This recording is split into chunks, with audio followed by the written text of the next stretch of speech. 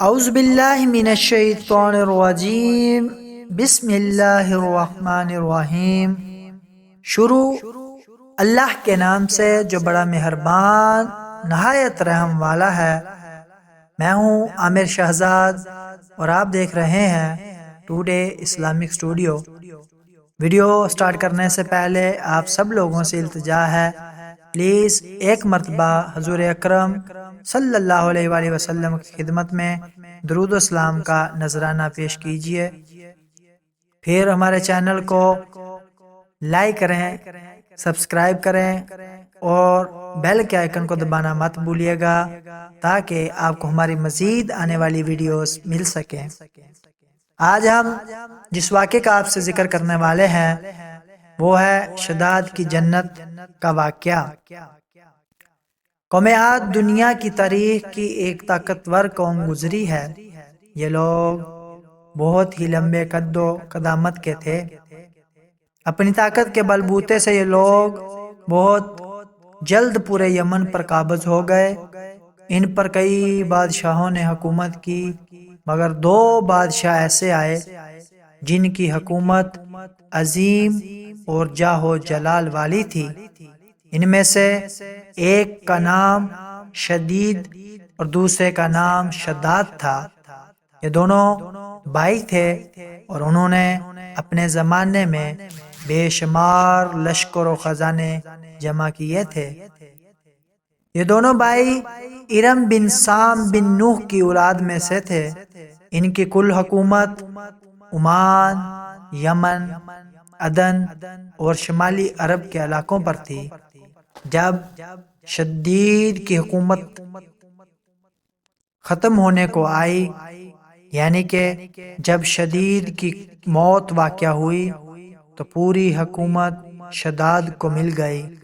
اس نے تمام قبائلی سردار اور بادشاہوں کو اپنا مطیع و فرمانبردار بنا لیا اور اس طرح پورے جنوبی عرب پر اس کی حکومت ہو گئی۔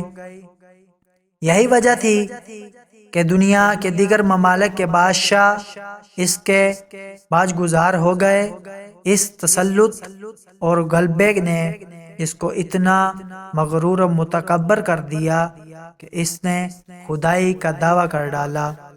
اس وقت علماء اور پیغمبروں کے پیروکار نے اسے سمجھایا اور عذاب الہی سے ڈرایا، مگر وہ کہنے لگا میرے پاس اب دولت و حکومت سب کچھ ہے، اب خدا کی عبادت کی ضرورت نہیں اور میں اب کسی کی اطاعت نہیں کروں گا۔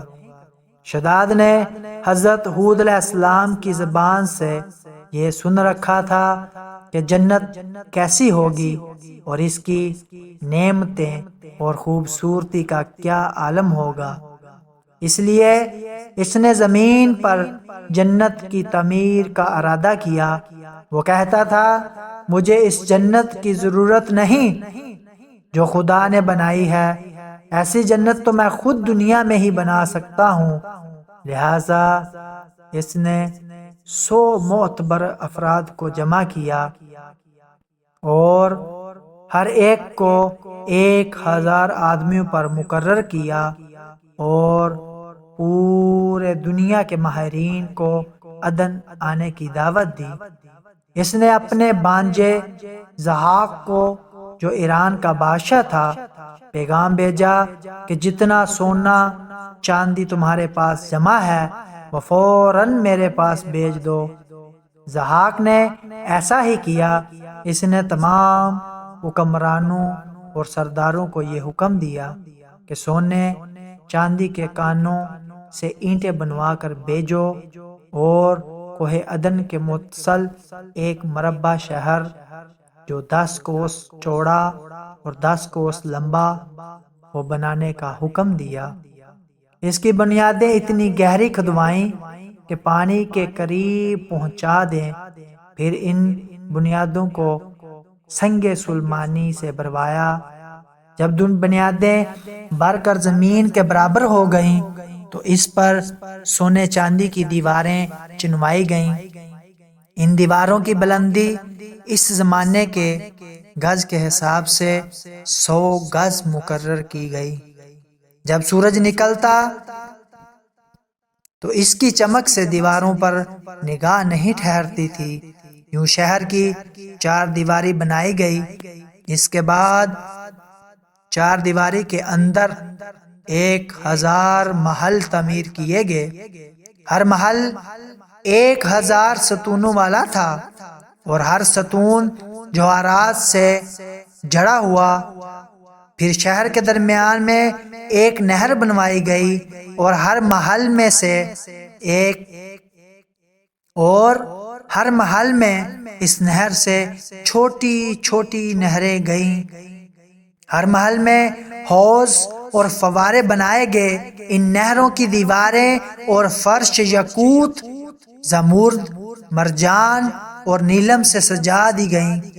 نہروں کے کناروں پر ایسے مصنوعی درخت بنائے گئے جن کی جڑیں سونے کی، شاخیں اور پتے زمرد کے تھے۔ ان کے پھل موتی و یاقوت اور دوسرے جواہرات کے بنا کر ان پر ٹانگ دیے گئے۔ شہر کی دکانوں اور دیواروں کو مشک و زعفران اور عنبر و گلاب سے یاقوت و جواہرات کے خوبصورت پرندے چاندی کی اینٹوں پر بنوائے، جن پر پہرے دار اپنی اپنی باری پر آ کر پہرے کے لیے بیٹھتے تھے۔ جب تعمیر مکمل ہو گئی، حکم دیا کہ سارے شہر میں ریشم کے قالین بچھا دیے جائیں۔ پھر نہروں میں سے کسی کے اندر میٹھا پانی، کسی میں شراب، کسی میں دودھ اور کسی میں شہد اور شربت جاری کر دیا گیا۔ روایتوں میں آتا ہے کہ اس جنت کو بنانے میں 300 سال لگے اور شداد کی عمر 900 سال کے قریب تھی۔ باغ کے مکمل ہونے کے بعد وہ اپنے لاؤ لشکر کے ساتھ متکبرانہ انداز میں شہر کی طرف روانہ ہوا۔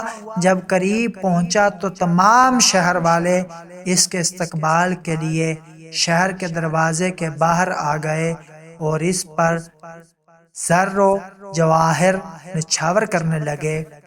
ابھی اس نے گھوڑے کی رکاب سے 1 پاؤں نکال کر دروازے کی چوکھٹ پر رکھا ہی تھا کہ ملک الموت نے اس کی روح قبض کر لی۔